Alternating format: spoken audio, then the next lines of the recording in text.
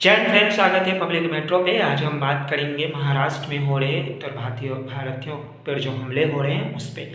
जैसा कि आप जानते हैं कि महाराष्ट्र में कुछ दिन से जो है हिंदी बोलने वाले पे जो है वो हमले हो रहे हैं, कभी बैंक में जाके, तो कभी सिक्योरिटी गार्ड के साथ, तो कभी सब्जी वालों के साथ। और उन्हें प्रॉपर कहा जा रहा है भाई यहाँ रहना है तो मराठी सीखो।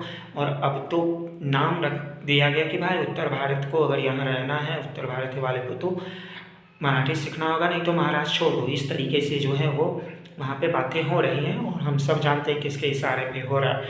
नाम लेने की ज़रूरत नहीं है, मन से कार्यकर्ता जो है वो कर रहे हैं। और राज ठाकरे का इतिहास भी रहा है कि वो अपनी राजनीति वोट चमकाने के लिए इस तरह की हरकतें करते हैं। लेकिन शर्म की बात यह है कि वहाँ पर बीजेपी की सरकार है, बिहार में भी बीजेपी की सरकार है, इसके बावजूद महाराष्ट्र में यह हो रहा है। दूसरी बात, बिहार सरकार में कोई भी सरकार में रहे, शर्म तो जीरो बट्टा सन्नाटा है। क्योंकि ये जानते हुए भी कि कभी हम गुजरात से, तो कभी बंगाल से, तो कभी असम से, और कभी तमिलनाडु से, तो कभी महाराष्ट्र से हम मार करके भगाए जाते हैं हमारे लोग। हमें वो लोग वहाँ पे जबकि मजदूरी करने जाते हैं, वहाँ पे जीडीपी में, उसके आर्थिक विकास में अपना योगदान देते हैं। इसके बावजूद उनको रिस्पेक्ट करने की बजाय वहाँ पर मारा पीटा जाता है।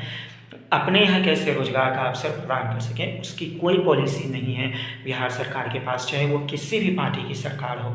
और उससे भी बड़ी शर्म की बात तो ये है कि अभी हाल फिलहाल में सब ये सब बात भूल करके 2025 के विधानसभा चुनाव की तैयारी में लगे हुए हैं, लेकिन उनमें से किसी ने भी अभी तक इस पर कुछ भी नहीं बोला है। एक तरीके से ट्वीट भी नाम की भी जो एक चिड़िया थी वो भी नहीं हो पाया है। प्रशांत किशोर जो खुद को बोलते थे, और ऐसा रिपोर्ट भी आया था कि उनके कहने पे जो है वो महाराष्ट्र में उत्तर भारत पे जो अत्याचार कम हुआ था, हमले कम हुए थे, वो भी इस समय में चुनाव में इतने बिजी हैं कि शायद उन्हें नहीं पता चल रहा है कि महाराष्ट्र में उत्तर भारतीयों के साथ क्या हो रहा है, खासकर बिहारियों के साथ। उसके बाद आते हैं हमारे नीतीश कुमार जी, तो कुछ बोलने के लायक ही नहीं, बोलेंगे कैसे। वहाँ पे वो जिसकी बैसाखी को लेकर के सरकार में बैठे हुए हैं, उनकी भी सरकार वहाँ है, तो उनका बोलना तो लगता ही नहीं है कि बोल पाएंगे। और खैर, कुछ लोगों का मानना है कि मानसिक स्थिति भी ठीक नहीं।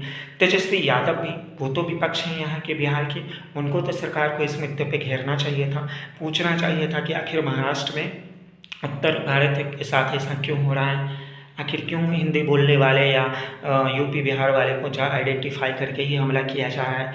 ये पूछना चाहिए था तेजस्वी यादव को। Pushpam Priya policy making, economical develop कैसे आगे बढ़ाया जाए, इसके लिए बात करती हैं। लेकिन मैम, वो तो तभी संभव होगा ना जब वहाँ से लोग यहाँ आकर के रोज़गार की बात करेंगे। आप सिर्फ इंटरव्यू में जा कर के रोज़गार की बात करने से नहीं होगा, आपको ग्राउंड पे जो है उस तरीके से बातें रखनी पड़ेगी अपनी। किसी भी नेता ने अभी तक वहाँ पे उत्तर भारत पे जो हमले हुए हैं उसका विरोध तक नहीं किया है। एक ट्वीट तक कर देते तो मान जाते। अब एक दो दिन पहले हुआ हो तो नहीं पता, लेकिन मेरे वीडियो रिकॉर्ड करने तक तो नहीं हुआ है। अब बताइए, आप ऐसे नेता को वोट देंगे जो एक विरोध तक नहीं कर पा रहे? इसलिए हो सकता है प्रशांत किशोर को अपने अच्छे रिश्ते हों राज ठाकरे के साथ। बीजेपी वाले ऐसे ही नहीं बोलेंगे क्योंकि उनका जो वहाँ पे गवर्नमेंट है, वहाँ की सरकार से वो सवाल नहीं उठाएंगे। नीतीश कुमार का तो कोई वैल्यू ही मैं नहीं समझता हूँ, वो पॉलिटिकल में कुछ रहा। उसके बाद तेजस्वी यादव विपक्ष थे, उन्होंने भी कोई उस तरीके का स्टैंड नहीं लिया। अभी एक नए नवेले नेताजी बने थे, आधा नेता और आधा रिपोर्टर बने थे, हमारे मनीष कश्यप जी, वो तो दिख ही नहीं रहे हैं कहीं। तो क्या फ़ायदा ऐसे नेताओं को चुन करके? इस बार के वोट में ज़रूर पूछिएगा जब वोट मांगने आएंगे कि सर कब तक महाराष्ट्र और तमिलनाडु में जा कर के हमारे बच्चे ऐसे मार खाते रहेंगे। पहले साइन करके दीजिए कि अब हमारे बच्चे बाहर जाके इस तरीके से पिटेंगे नहीं, रोज़गार आप यहीं देंगे। आपके पास कोई स्ट्रॉन्ग पॉलिसी मेकिंग है यहाँ पे रोज़गार क्रिएट करने की, तब आपको वोट मिलेगा। और जो इस तरीके से आपको करके दे उसी को वोट दीजिए। बाकी आपको क्या लगता है कि क्यों यहाँ के नेताएं चुप्पी साध ली है महाराष्ट्र में हो रहे उत्तर भारतीयों के हमले पे? हमें कमेंट करके जरूर बताइएगा। और खबरों के लिए देखते रहिए पब्लिक मेट्रो। जय हिंद।